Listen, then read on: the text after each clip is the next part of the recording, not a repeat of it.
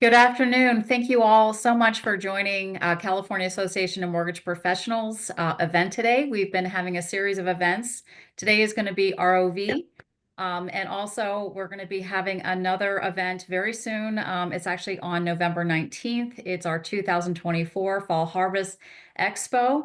So please look on our camp website for that at the campsite, site.org. I am Christina McDonald. I am your state education chair. And what we've been doing here is really just featuring each chapter every single month and creating different events around that. So without further ado, I'd like to go ahead and hand it over to Nick, who is from the Central Valley chapter. Take it Gotta away. go to Dale. Gotta go to Dale first. Me? Okay. Go to Dale. Who is this guy? I'm Dale DeGennaro. I am your current camp state president. And I would like to welcome all of you to the webinar today and want to remind you that membership does matter. We're the only trade association in California that represents your specific interests as mortgage loan originators and brokers. And that is vital in this kind of a environment that we are in going forward. If you are a member, thank you so much. And remember, we do have our current membership campaign. It's member to member. So if you bring in a new member, you get entered into a drawing for a free vacation. And if you bring in 3 members, you'll get your membership for free and you'll be entered into the drawing a couple more times. So keep that in mind. If you're not a camp member, I urge you to join the association. As I mentioned before, we're the association that represents your interest in California, and that's vital. One of the things we've been working on quite a bit is trigger leads, and we do have a couple senators that are interested in carrying our trigger leads language and adding it to the CCPA, which is the California Consumer Privacy Act this year. So we're looking forward to that, and we're concerned that it's not going to pass on the federal level, so we're going to try to get it taken care of on the state level. With that, I want to go ahead and turn it over to Nick. Oh, I don't want to be remiss. I want to mention also what Christina had started to talk about, which is our Fall Harvest Expo, which is in South San Francisco this year. It is Tuesday, November 19th. It will be from 10 a.m. to 4, and we'll have some keynote speakers along with Mortgage Pros 9411. That's Audrey and Kevin, who you all know and love. And then it looks like we will be having the FHA commissioner as well. So look forward to that. That's November. It's Tuesday, November 19th, and that's 10 to 4. And with that, I'll turn it over to Nick, who is with the Central Valley chapter. Okay. Good afternoon, everyone. Wanted to do a quick introduction of the Central Valley chapter. Right now, I do not hold a position other than serving on a couple of chairs. The last couple of years, I had the privilege of being vice president on the state level under Michelle and Hutan. Interesting time, great time, and fortunately, maybe some of the things we did help turn the market a little bit in the last couple of years. But looking forward to the coming years and years ahead. Our president is Anastasia Alvizos. Unfortunately, I just talked to her a few minutes ago. She's coming out of urgent care right now and said she's heavily medicated, so she can't really speak too much. And our vice president is Constance Lazzaroni. She's been president on the chapter level for several years. We have a full gamut of chair people, everything from government affairs to finances to education, right down the line. We have a full line of members there. Obviously, you don't want to see too much about us. You'll hear us over the years, but the main thing is you want to hear the topic that was covered today. We have two participants on the call today. Mike Simmons, who is co-president of Access Appraisal Management and a longtime member of CAMP. I've been a member for over 20 years, and I think Mike goes well beyond that as far as membership with CAMP. He was here when I first came. And our primary presenter is Lyle Radke. Lyle is Senior Director of Collateral for Fannie Mae. And I told Mike the other day, the only time I can think of the word collateral being used is when somebody says it's collateral in the worst terms. But Lyle has a good topic to cover here. One of his responsibilities is to put together appraisal policies for Fannie Mae and then go out and make sure that these policies are implemented properly. That's what he's here today, all for the benefit of CAMP members. The title of his presentation today is Unlocking Value in Today's Market, ROV Updates You Need to Know. So with that, Lyle, I'm going to turn it over to you, and you can tell us what we need to know about valuation. Thanks. Thank you, Nick. So I want to begin with, hopefully you're able to see my slides here. I need to share our legal disclaimer, which goes with me everywhere I go. And essentially this says that while I will do my very best to adhere to our selling guide policies in my comments, if you identify any discrepancies between my comments and the selling guide, you need to go with the selling guide. So let me go ahead then and jump into the topic. The topic that we want to focus on today is our new reconsideration of value policy. This was announced last spring, and the effective date for implementation is actually October 31st, so it's passed. But I do want to go through the key components of this and make sure we're all on the same page as far as how this is intended to work. So first of all, let me say that I'll tell you a little bit more about my background. I am an appraiser by trade, and I began appraising in the mid-1990s. The appraiser profession, much like the mortgage business, is well aware of and familiar with the concept of a reconsideration of value request. It has a lot of different names, right? But essentially, we all have experienced scenarios where there were questions about an appraisal and where the appraiser was asked to look at additional data, look at questions about the work and respond. And in some cases, that may lead to a change in the opinion of value. In other cases, maybe it doesn't, but at least the questions should get answered, right? So this concept has been around for a long time. It's a normal part of mortgage practice. What we set out to do, we noticed that in the primary market, the approaches to how to handle a reconsideration of value are quite varied. And this is a problem for appraisers in particular, because that means they're not quite sure how to respond sometimes. And some appraisers will say, will be, very helpful. Some appraisers may be less helpful. Some appraisers actually, angry or hurt, right? So that it runs the gamut in terms of emotional response, and that can influence the level of engagement or how the appraiser responds. So we wanted to set expectations across the board here. Now, another clarification as we get into this is this policy is specifically for borrower-initiated reconsideration of value. Okay, so reconsideration of value requests that begin within the lender, let's say an underwriter looking at an appraisal report or a QC team looking at an appraisal report, that's a different question, right? And I would say that question is best addressed through our appraiser independence requirements, our AIR policy. So that as long as lenders abide by AIR, they are free within those constraints to challenge an appraisal, right? That's a normal part of business. We at Fannie Mae hold the lender accountable for the appraisal quality.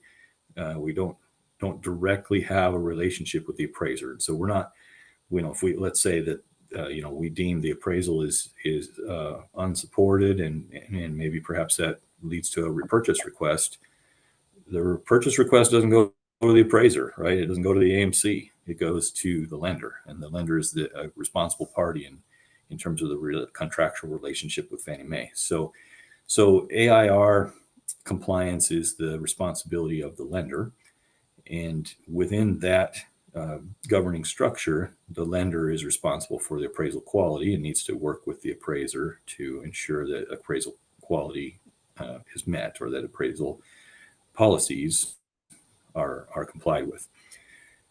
All right. So that said, we've been doing a lot of work recently on another topic, which you probably have seen in the news, maybe heard some about it, which is the idea of appraisal bias. Is there bias in the appraisal process?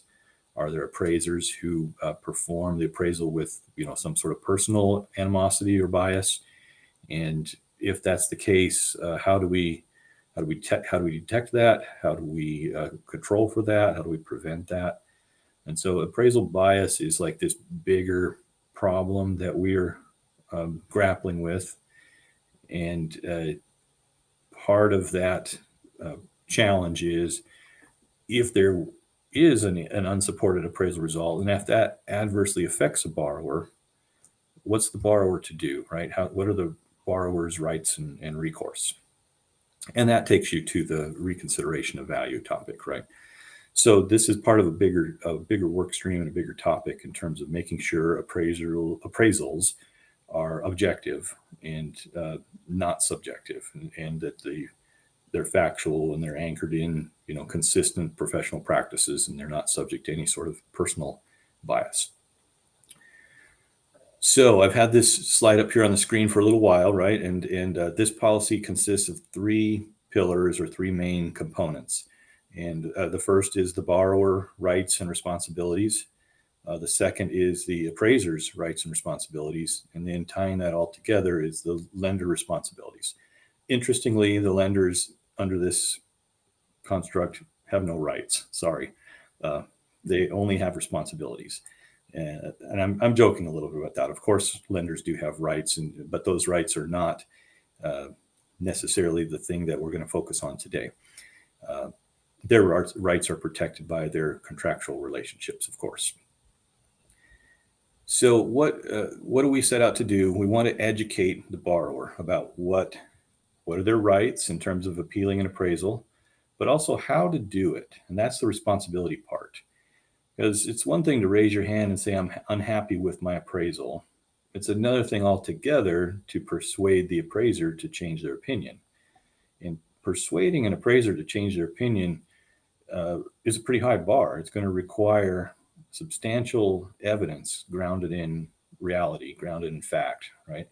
And so borrowers who may only get a mortgage once or twice in their life, or very infrequently, they're not necessarily familiar with the kinds of arguments that would persuade an appraiser. And so we set out, first of all, to educate the borrower about those responsibilities and how to fulfill those responsibilities. It sets expectations for lenders on how to manage these requests, and it sets the expectation that all of this needs to be done in a way that's consistent with appraiser independence. Ultimately, the appraiser has to own the opinion, right? And they have their professional standards that they need to adhere to. And so we don't want to undercut that part of the process. That's an important control. So let's dive in just a little bit deeper on the lender responsibilities. First of all, the lender is going to need to create policies and procedures. They're going to need to document their business model for how they handle the ROVs. So another part of this is the policy requires the lender to make a disclosure to the borrower. And we would expect this disclosure to be made at the time of application. I believe, okay, this is not my expertise, right? I'm thinking back to the last time I got a mortgage, which was 13 years ago. And someone from the mortgage company, actually probably from the title company, came in at closing and had me sign like 50 documents. And a bunch of those were disclosures, right? But that's too late in the process if you want to know about your appraisal appeal, right? Your appraisal reconsideration of value rights. So I believe at application, there's another set of disclosures and documentation that goes back and forth between the lender and the borrower. And that's where we positioned this initial disclosure. So at the point of application, the lender is going to disclose to the borrower that they have a right to appeal an appraisal if an appraisal is obtained, and a little bit about how that needs to be done. That disclosure is repeated at the point in time when the appraisal is actually delivered to the borrower. And of course, under Dodd-Frank, the borrower has a right to receive their appraisal, 3 days before closing, and or sooner if it's available. And at that point in time, this disclosure would be repeated to the borrower. And it lays out the documentation requirements for the borrower. And it also, this policy describes the lender's obligation to validate the ROV request. So in other words, we're really discouraging the idea of the lender passing this straight through to the appraiser without looking at it first. Borrowers, again, are unsophisticated, presumably, about appraisals and appraisal logic and appraisal analysis. And so they may make assertions which are either not true or not going to be persuasive to an appraiser. And so the lender sort of has this obligation to take a look at it first and see, does it make sense? Does it meet our fundamental policy requirements? And then that needs to be done before they communicate with the appraiser. Another piece of this for the lender is you need to establish an understanding with the appraiser of how quickly the appraiser needs to respond. What's the turn time expectation for an ROV? Now, if you establish that expectation at the point in time when you send an ROV, it's probably too late, because the appraiser is going to say, that wasn't in my engagement letter. That's not how I'm going to handle it, right? You'll get pushback. So best practice, we don't define this in our policy, but best practice clearly would be for the lender to set that expectation before entering into the engagement with the appraiser. Or if you're using an AMC, the AMC could set that expectation for you, right? So these are things that lenders need to think about in terms of, again, their policies and procedures. How are we going to do this on a consistent basis? Create a program and then just execute it consistently on every loan, right? So those are the key components. The lender needs to make sure they're making that borrower disclosure early in the process and then repeating it when they deliver the appraisal. The lender needs to make sure that they've set turn time expectations with the appraiser in case there turns out to be a reconsideration of value request. The lender needs to educate the borrower on what kind of documentation would be adequate for a reconsideration of value request. And then the lender needs to sort of control the process to make sure that everybody's doing what they're obligated to do. Then, okay, assuming we get past all those hurdles, right, and there is a reconsideration of value request, and the lender finds that it's plausible and it meets our compliance requirements, then the lender is going to communicate that to the appraiser. Now, this needs to be done in a way that's consistent with appraiser independence requirements. And that means you can't be heavy-handed about it, right? It's a matter of persuasion. It's not a matter of coercion. And I think enough said about that. Now, the appraiser is going to have some obligations at this point to respond in a certain way, and I'll get to that on a future slide. But as that response comes back in, this is not over, right? The lender needs to validate that response is adequate, that it addresses the key points. And we've got in our policy a couple of provisions here about what happens if the appraiser's response is really, grossly inadequate. Hopefully you never need to deal with that. Hopefully it'll never happen. But you can see these bullets about 2/3 of the way down here on the page. Unresolved material deficiencies or evidence of unacceptable appraisal practices may need to be reported to the appraisal licensing agency or regulatory board. So that, I would say, is a last resort if things are really falling apart and your appraiser is doing things that you can point to that just don't make sense from like a USPAP or a state licensing perspective. If this appraisal engages in something that looks like it could be a fair lending violation, then there's a different set of law enforcement that you would need to report that to. And then the last question we sometimes get from lenders is, what happens if I just can't resolve the quality concerns with the appraisal? Can I get a new appraisal? And the answer, we go back to AIR, right? You've got to look at AIR. It defines when you can get a new appraisal. But a case of a fair lending violation would constitute a legitimate reason to get a new appraisal. Right, so let's talk a little bit about the borrower. The borrower has these rights to receive the disclosures. The borrower then has a right to request a reconsideration of value. But their right is limited to one request. So now I sometimes hear from lenders again, it's like, well, Lyle, if the borrower, let's say my underwriter finds a problem with the appraisal, and so my underwriter initiates a reconsideration of value request, and then we resolve that, we get done with our underwriting, we're ready to disclose the appraisal to the borrower, we send that borrower their appraisal, and the borrower raises new issues that the underwriter didn't raise.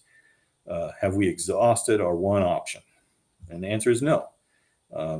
This policy differentiates between lender initiated versus borrower initiated. So the borrower can still initiate one request. They want, any dirty laundry, any problems that they see with the appraisal, they want to get it in this one request because it's a one and done policy. So what is the borrower responsible for? They need to, of course, identify and describe anything that's unsupported, inaccurate, or deficient in the appraisal. And they need to provide additional data, information, or potentially comparables to support their point of view. They need to sort of tie that all together, explain how this supports a different opinion of value. Now, we do put a limit on here of 5 comparables, and that is really to protect the appraiser a little bit from, it's if we send an appraiser 30 comparables to consider, they're not going to do a good job of that. That's too much to ask. And it's a little bit abusive, right? If you can't make your case with 5 comparables, you probably don't have a strong case. So that's what we landed on. I mean, there's nothing magical about that 5. It could have been 3 or it could have been 7. It doesn't really matter. The point is we want a stop loss for the appraisers, and we felt like 5 was enough for a borrower to make a case.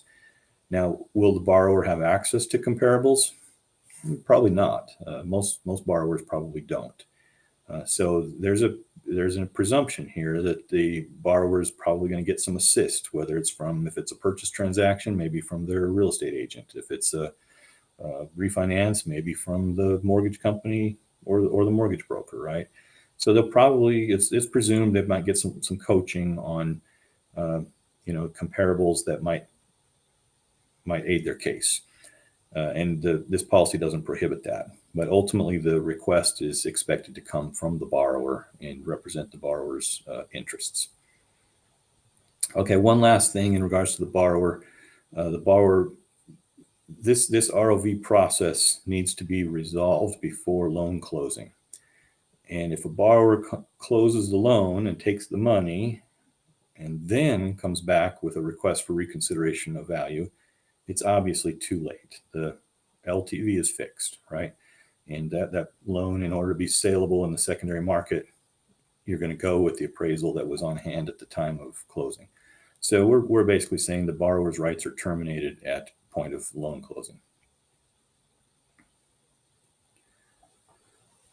And then last but not least, let's talk a little bit about the appraiser's rights and responsibilities.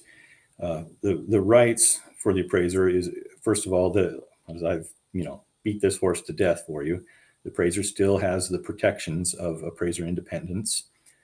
The request going to the appraiser needs to meet the minimum information requirements. So it needs to be a plausible, data-centric type of request.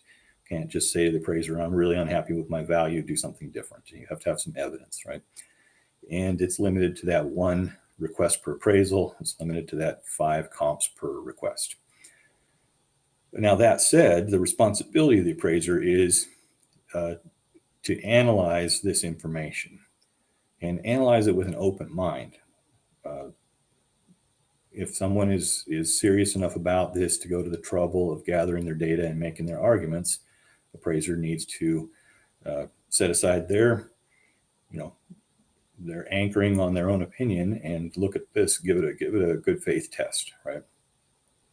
Then the appraiser needs to respond to all the points in the reconsideration of value request. And we want that response to be embedded in the appraisal report. And we want the revised appraisal report delivered back to the lender. So that's the vehicle of the response. It's going to be embedded in the appraisal report. And that needs to be done within the defined time frame.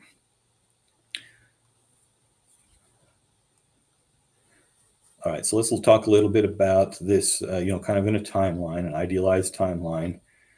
You've got your first lender disclosure, and that's where the lender is going to disclose to the borrower their rights and responsibilities around ROV. Then presumably they order the appraisal, they get the appraisal back, they go through the underwriting and what have you. Appraisal goes and gets delivered to the borrower. That's when the second disclosure takes place. Probably after that second disclosure is when the borrower is going to request the ROV, and then the lender is going to review that request. Now, what do you do if the request is inadequate, right? I think there's some natural incentives here. Our policy does not prohibit the lender from coaching the borrower. So there's an opportunity for some back and forth. You have to think about customer service and doing what's right for the borrower and helping them to get to a satisfactory conclusion. You want a good reputation as a service provider, right? So you're going to do your best if that request is inadequate to help them to cure it, help them make it adequate. In some cases, the evidence may not be in their favor. That's a difficult challenge, right? You may want to try and walk them off the ledge, but our policy doesn't require that. As long as you meet the minimum requirements in terms of what's contained in that ROV, you can send it to the appraiser and have the appraiser respond, right? And maybe the appraiser would be persuaded, and that might be a win-win. And if the appraiser doesn't, you can at least point to the authority of the appraiser as being the reason why. So that all kind of is contained in that lender review step, right? Once the lender verifies that the request has sufficient information, then they communicate that to the appraiser. The appraiser needs to consider it, needs to revise the report and respond to each of the points, and then deliver that back to the lender. And then at that point, then the lender's ultimate obligations around validating the adequacy of the response and in any law enforcement issues, hopefully none, but if it gets to that, need to be resolved. All right, I'm happy to take any questions, and I'm going to put up here on the screen a couple of scan me codes that lead to great resources for people interested in Fannie Mae appraisal policy and appraisal topics. We've got a quarterly newsletter. I encourage you all to subscribe to that. It's the voice of the newsletter is really targeting appraisers, but it's very lender-centric as well in terms of our policies around appraisals. And then we also provide lots of email updates around Fannie Mae credit policy, right? As I start to look at what questions you might have, I also want to share one other topic, completely separate topic from reconsideration of value. But hopefully you have heard maybe a rumor or some talk about a change to the Uniform Appraisal Dataset, the UAD. The UAD was launched in 2010, and since 2012, both GSEs have required all appraisals delivered to us to be submitted through an electronic portal, the Uniform Collateral Data Portal, or the UCDP. And in order for those appraisals to be successfully delivered in that electronic portal, they need to be in UAD format. Well, this ecosystem, so to speak, is starting to age a little bit, right? The UAD standard is 14 years old, and the UCDP is 12 years old, and technology has come a long way since then. So we set about beginning in 2018 to update the UAD. And it's taken us a while to get there because we've spent a lot of time listening to the industry about what the optimum changes would be. But last year in 2023, we published the new specification. And you can see that it's public domain. Now, what's happening today is that appraisal software providers and automated underwriting systems and LOS platforms and other participants in the mortgage process are updating their technology to prepare to receive appraisals in the new format. We're going to go live with the new format in Q3 of next year, 2025. Initially, it'll be voluntary adoption, and we'll allow dual path. You can do either old UAD or new UAD for about a year. But here's the important thing. On November 1st, 2026, all lenders doing business with the GSEs must deliver appraisals in the new UAD format. So that's something to kind of keep your eye on, right? It'll probably require some tech changes within the lender shop, and how you'll order appraisals will be a little different, and it'll require some training for your folks who handle appraisals. I know tech dollars usually get defined on an annual basis, so if you're going through your budgeting process for 2025 right now, you need to get a placeholder in there for some UAD adoption money. It will be mandatory in 2026. So if you don't comply, you'll not be doing business with Fannie Mae, which hopefully we're giving you enough runway that won't happen. So that's not the topic of today, but it's an important thing for you to just be conscious of and make sure you have a roadmap in place to adoption by November 1st, 2026. Lyle, Right, I have a question on that. Yes, go ahead. So what specifically should mortgage brokers or loan originators need to do in order to comply with that? Or wouldn't that just be a lender? Yes, that's a perfect question. You're correct. And I wasn't sure with this audience if we might have some mix, but for the mortgage broker, it's mostly awareness, right? Most of the tech stuff needs to be on the lender and the underwriting process. So it probably won't affect mortgage brokers very much in that regard. Okay. The thing you should be aware of is that if you're providing information to the lender in order to facilitate the ordering of the appraisal, appraisals are going to get ordered in a different way. We're retiring all of our forms. We're migrating all appraisal reports onto a single form or a single format. So you can think of it, every appraisal will be a URAR is one way to think of it. The URAR will be dynamic. So let's say, for example, that the property is a 4-unit. Instead of ordering a 1027, a form 1027, or a 2 to 4 unit appraisal, you'll just order an appraisal. And at some point, you're going to have to say to the appraiser, it's 2 to 4 units, because the appraiser is going to want to charge more, right? So kind of sorting out that ordering process and making sure the information flows so that you get your pricing and your engagement properly defined. That's the key, I think, for most originators.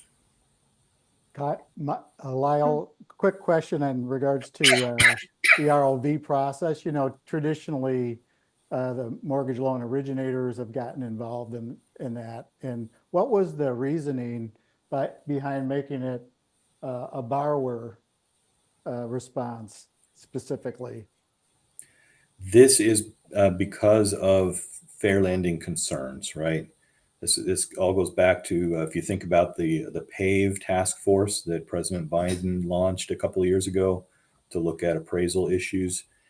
This is one of the recommendations of the PAVE task force, and the idea is to ensure that the consumer has a clear understanding of their rights in relation to appraisals, and that the consumer has a pathway to raise their hand and issue concerns if they have concerns. But there's no There's a issue question. with a mortgage loan originator or broker to help the consumer in order to put this information together, correct? That's correct. I'm sorry, go ahead, Michelle. I was going to say there was a question in the chat, and it says, can you give me an example of what objective measures would be used to identify a potential fair lending violation during the appraisal process? Yeah, that's a tough question, like objective measures, right? No, it's a perfectly valid question. Let me see if I can come up with an example. One possibility would be if the and I'll tell you, I've actually seen this happen, right? So if the appraiser makes specific reference to the demographics of, let's say, the neighborhood, and maybe makes some judgments about that, how that demographic affects the marketplace. And then you go to the appraiser and say, look, your appraisal is supposed to look at the real property, not the people. It's not about the people, it's about the property, it's about the marketplace, right? So we need you to remove that reference. That needs to be very clear that you're appraising based on market data, not based on demographics data. And if that appraiser says, no, this is the way I was trained, I'm going to stand my ground and I'm going to leave that information in there. Well, now you have a report where the appraiser is saying that they considered, and it was important to their opinion, the demographic makeup of that community. That's a fair lending violation, so that can be reported, right? And your smoking gun is they put it in their report. And Fannie Mae has made some referrals to law enforcement for those issues. Now, what's going to happen to the appraiser? They're probably not going to jail, right? There have been very few of these cases that have reached resolution. Most of the few cases that I've seen resulted in one of about 3 different options or outcomes. One outcome is there have been a few cases where appraisers have entered into a financial settlement with the borrower. There have been a few cases where appraisers maybe lost their license. There have been a few cases where appraisers maybe were required to take some education, continuing education, particularly around fair lending, so they can understand the problem. So it's not necessarily going to destroy the appraiser's career, but if you look at the whole premise of fair lending, it's that we don't differentiate access to credit based on demographic makeup. And appraisal is part of the access to credit picture. And so you can't change your appraisal outcome depending upon the occupant of the house or the occupant of the neighborhood. Could you outline the main, could you outline the main criteria or situations where an ROV is likely to be approved or denied under the new policies? And what are some common missteps that might lead to an ROV being denied? So if you mean by that, I guess the question is who's doing the denying, right? So you've got 2 possibilities. Would a lender deny an ROV request? It's possible, but I think most lenders are very invested in customer service. So they're less likely to deny it and more likely to try and coach it, right? Now, would an appraiser deny it? Well, the appraiser can't, strictly speaking, deny it. They have to respond to it. And so they could respond in the affirmative, like, I believe your arguments, I'm changing my opinion, or they can respond in the negative of, like, I'm not going to change my opinion. We expect that the appraiser, if they're not changing their opinion, needs to provide a factual rebuttal, right? Explain why the evidence that was gathered does not change the outcome. So then to kind of bring that full circle to what I think is the essence of your question, what the borrower needs to do is learn to think like an appraiser. What would be persuasive evidence? And if you can't persuade, if your argument isn't strong enough to persuade the appraiser, then that's why the appraiser might not change their opinion. Now, let me give you a couple of examples of what I think are really good, strong arguments. If the appraiser, in inspecting the house, or we have some new appraisal types, desktops and hybrids and so forth, where the appraiser might not inspect the house. But if the appraiser has an inaccurate description of the property and the borrower can correct that description, that is one of the strongest arguments. Let's say that there's a big detached garage or shed in the back, and the appraiser somehow missed it. And the borrower says, look, you missed my shed. You missed my garage. Here's a picture of it. The appraiser's probably going to change their opinion. They're probably going to say, wow, that's a $10,000 adjustment. Here you go. Things like that, where you can point to, we've had cases where appraisers somehow mismeasured the house or wrote down the wrong measurement. If you can show evidence that the house is bigger than what the appraiser thought it was, that's another, possibly winning argument. So I would bucket it in your best case scenario winning arguments are, hey, there's some great stuff about my property that your report doesn't reflect. And so I just wanted to make you aware and see how that would change your opinion. There's a second bucket, which is, did the appraiser miss comparables that were important, that were persuasive? Now, here I would argue you're going to have a much steeper hill to climb. Most appraisers look at a lot of data before they choose the comparables in the report. They're most likely going to respond, well, yeah, I considered that one. I just didn't think it was as good as the ones I used.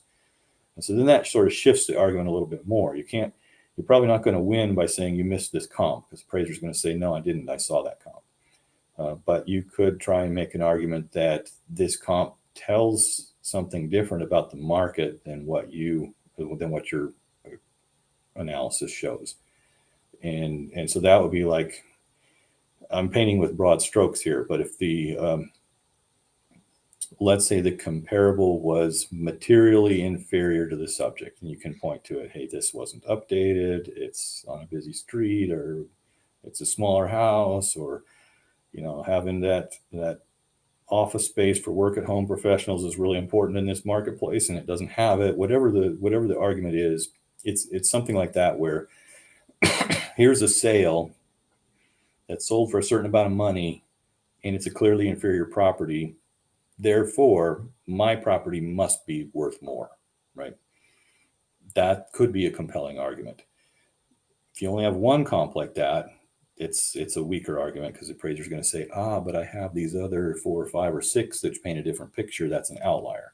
So you're really looking for, again, like 2 to 5 sales where you can say, these are all equal, but they sold for more, or these are all inferior, but they sold for almost as much. Here's one that that has a similarity to our subject that you didn't match. Whatever. Like we've got that exterior detached garage, and none of your comps do. Here's one that does, right? And look how much more it sold for.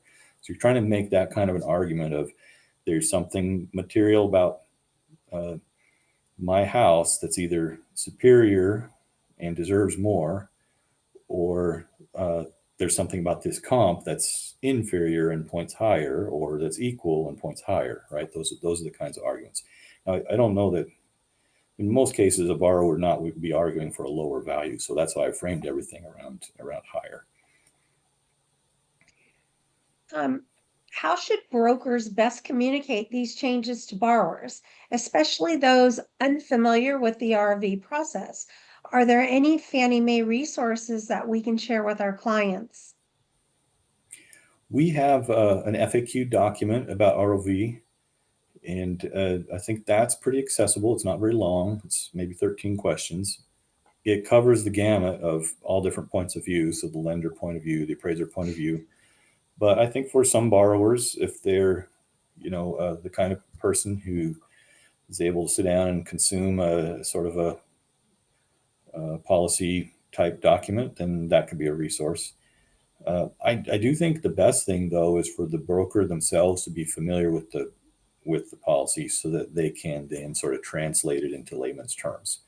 So it's a great opportunity for a broker to sit down just in advance of that first disclosure and say, hey, you're about to get hit with some disclosures. Here's what's going to be in that packet. Let's talk about it. Let's see if you have any questions, right? Will Fannie Mae offer any training or materials to help brokers and loan originators adapt to these changes and educate their clients effectively? Well, besides what we're doing today. Yeah. Well, I am doing a lot of these kinds of engagements. We do have the FAQ document. We have there. I think there was some explanatory content when we made the announcement. We announced it it was in the spring. I don't remember the exact date, maybe April, but for May selling guide. And then we re-announced in about August when we extended the date. The original implementation date was August 30th or 31st, and we extended that to October. And so we kind of reiterated that. So I would look to the Fannie Mae announcements and just kind of click down on the links embedded in those announcements to see the educational materials. How does Fannie Mae ensure consistency and accuracy in the ROV process to prevent valuation discrepancies? And is there any recourse for brokers if they feel an ROV outcome is inaccurate? So that's two questions. Let me tackle the last one first. For the broker, if they feel it's inaccurate, you're going to have to work with the lender. I would say you want to get all your arguments in on the first pass because our policy prevents a second ROV. So the only way you can navigate this is it's got to be significant enough that the lender can push back to the appraiser under the umbrella of the first ROV and say, look, appraiser, you haven't addressed the key issues. And in order to do that, you have to have represented the key issues on the first pass. So that's number one, like make sure you represent the key issues on the first pass. And that way you can continue to have a dialogue with the lender about they really didn't respond to this issue. And then the lender is going to have to be the one who makes the ultimate call. Are there other ROV related changes on the horizon? Or does Fannie Mae plan to monitor and adjust this policy based on feedback from the field? Well, that's almost a clairvoyant question there. We're continually monitoring policies, and so there's always that possibility that as this goes into practice, we're going to learn something and we may tweak the policy. I think broadly speaking, the core components of this policy are not going to change. That said, there is a piece that's not represented here that we're very interested in doing, and that's tracking. So we are having an internal debate right now about what's the best way to track the ROV requests and the outcomes and create some metrics around that. I think I hit all my questions. Lyle, this is Nick. I got a question for you. You did this all from the perspective of the buyer initiating or the borrower initiating the ROV. How different is it if a seller initiates an ROV because of a low appraisal?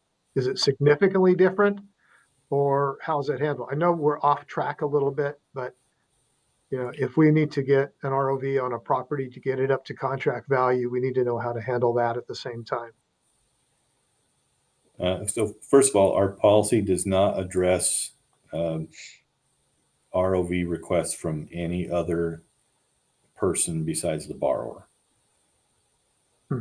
So if the borrower is happy, then there's not going to be a borrower initiated ROV, right? And in this scenario you described, the borrower might be happy with that appraisal as opposed to the seller who's unhappy because it's not working out in their favor. Now, that said, I think there's a lot of relationships in the mortgage business, and if the broker or even the seller or the real estate agent has a relationship with the lender, I think they can leverage that lender to make a complaint or request. That complaint or request would not be covered by our policy because it's not coming from the borrower.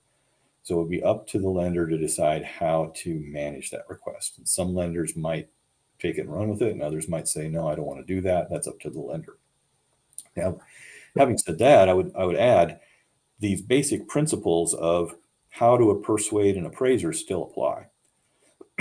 So no matter who's raising their hand saying, I'm unhappy with the appraisal, you want to make that fact-based. You want to make that evidence-based. If you're only expressing emotional dissatisfaction, hey, this is killing my deal or whatever, that's not going to carry the day with the appraiser. It has to ultimately, in order to get the appraiser to change their mind, you have to persuade them with evidence. When you pull up your comps, what kind of information should you provide the appraiser on the comps that you're going to use? Other in the past, I've just had agents give me MLS figures and hand it over and let you take care of it. But to what extent should you improve the value of those comps that you're providing? Well, here's a couple of pitfalls to avoid. For one thing, I think part of it is avoiding pitfalls. Let's say your appraiser has provided comps that are pretty nearby, within a few blocks of your subject property. And if you go further away for a comparable, you need to figure out whether or not that locational difference is impacting the price of that comparable, because that's what your appraiser is going to do. Appraisers can use comps that are further away, but they have to look at it. If you're going to a superior neighborhood or higher price location, then the appraiser is going to want to make a location adjustment. So you've got to make that location adjustment first to decide whether or not your sale still supports a higher price. Because maybe after you make a location adjustment, maybe it doesn't. Maybe it just confirms what the appraiser thought, right? So this is the biggest pitfall, is being hyper-focused on one characteristic and neglecting other characteristics of the property. You have to approach it holistically. Now, I would say that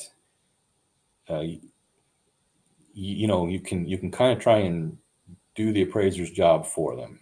And what appraisers should be doing when they choose comps is narrowing the geography as much as possible. It's location, location, location, right? You want comparables that are as close to the subject as you can possibly find.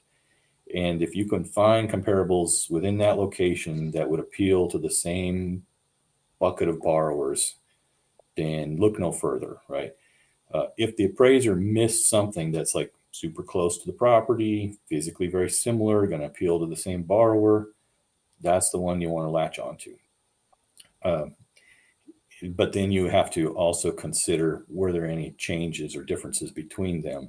And so it gets to be quite an academic exercise, right? As you're trying to replicate that market analysis that the appraiser is doing, and figure out if you've got something that would work better than the comps that the appraisers used.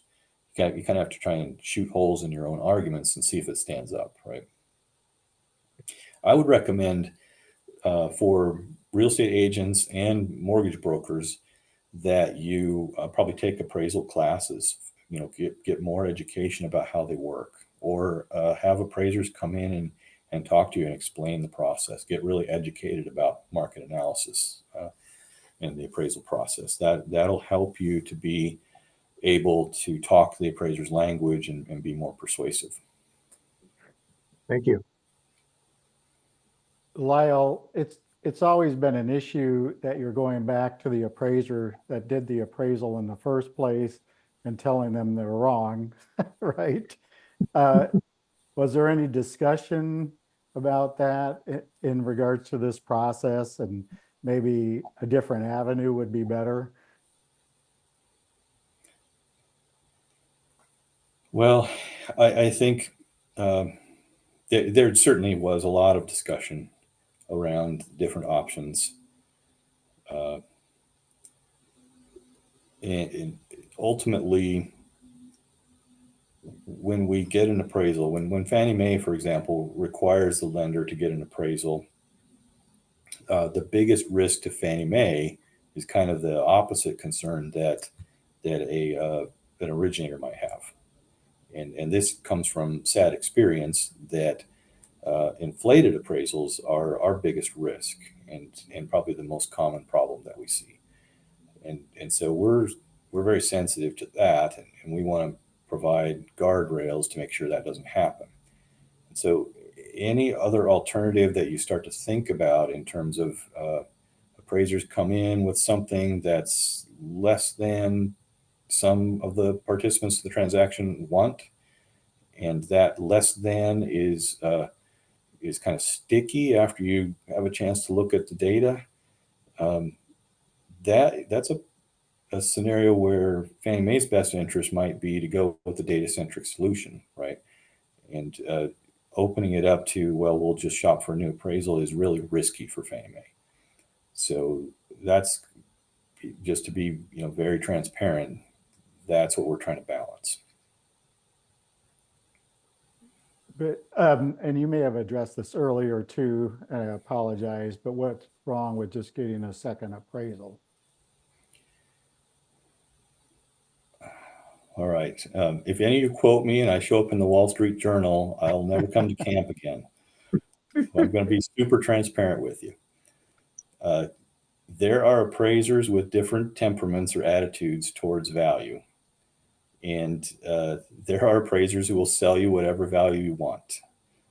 And lenders probably know who those guys are. They don't use them maybe on very many transactions because those appraisers don't necessarily support their work very well. But in a pinch, you can always go find an appraiser who will give you what you want. And that's poor risk management for Fannie Mae. Like, we do not want lenders shopping around for higher appraisal values. Lyle, I have a question for you. I know we're running short of time here, but you mentioned early on that ROVs represented best practices. And so my question is, are you making it all loans that are eligible for purchase by Fannie? Do they have to be allow for the use of an ROV? Yes. In other words, okay. So one other corollary question to this, and that's important, and I appreciate that answer. There are a lot of other lenders out there that do loans that don't necessarily come to Fannie on first cut, but they may be sold to you at some later date. So if an ROV represents best practices, and a lender may want to ultimately turn around and sell that security to Fannie Mae at some time, or the other investor may want to do that, are they going to need to have allowed or at least disclosed the ability to employ an ROV in that lending process? That is a fantastic question, Michael. Fantastic question. So the way I think I'll answer it this way. The way that Fannie Mae, no, let me start with this. There's a baseline I need to probably establish. We worked with the federal regulators on creating this policy. Mm-hmm. So this policy is aligned across Fannie Mae, Freddie Mac, and HUD or FHA, right? Mm-hmm. VA does their own thing. It's kind of similar in principle, but mechanically it's different, right?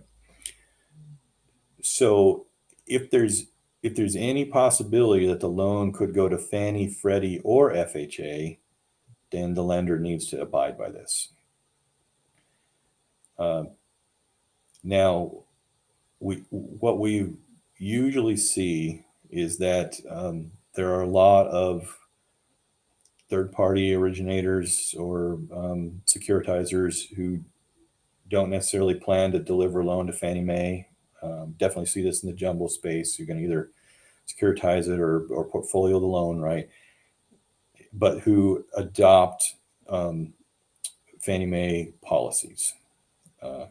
So there's that bucket. Also, there's a large number of lenders who are going to say, follow Fannie Mae policy when you originate this loan, and that means that you'll have to have some ROV that aligns with this.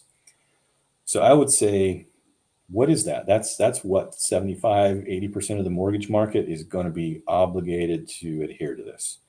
If you know for certain your loan is going into that other 20% bucket, then knock yourself out, do whatever you like.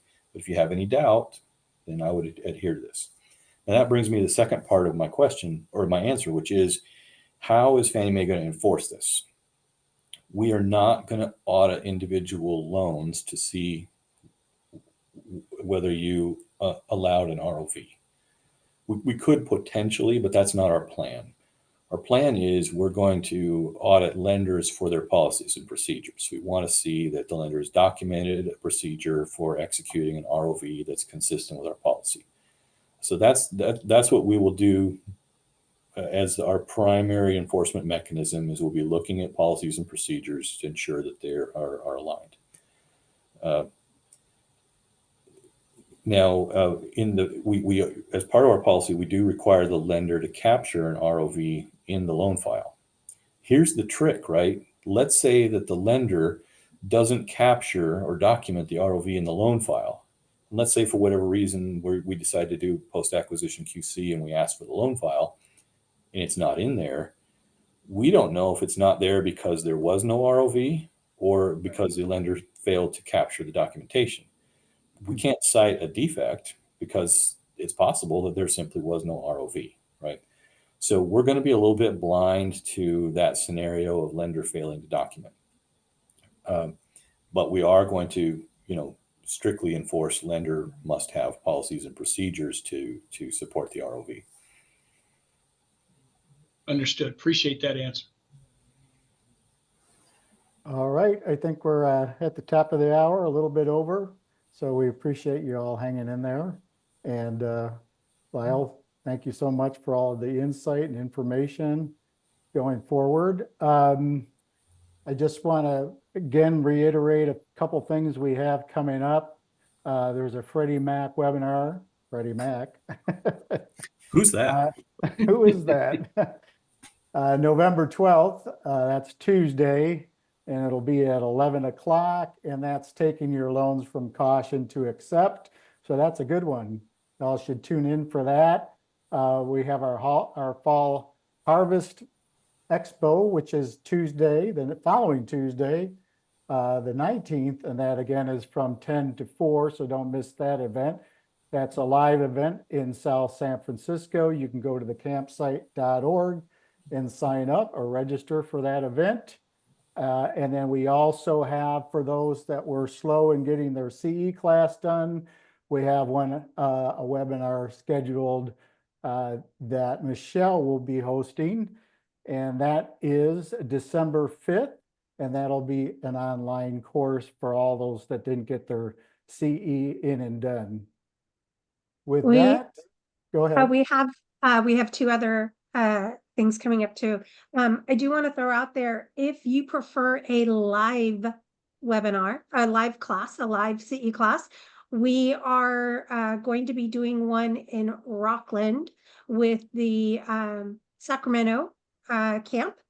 That will be on November 20th in Rockland. If you go to, if you want to email me for information, Megan is in the process of getting that up onto the calendar. And our final broker roundtable for the year is going to feature Michelle Berman and the power of leveraging Instagram and business planning will be on the broker round table on December 12th. So I wanted to throw that out there as well. Nick, anything you want to add? No, we gotta cut this off now. Let it go. Thank you all so much and have a great afternoon. Thank you, Michael, for joining us as well. And Nick and Michelle and Lyle, thank you so much. Have a great day. Bye-bye. Thank you.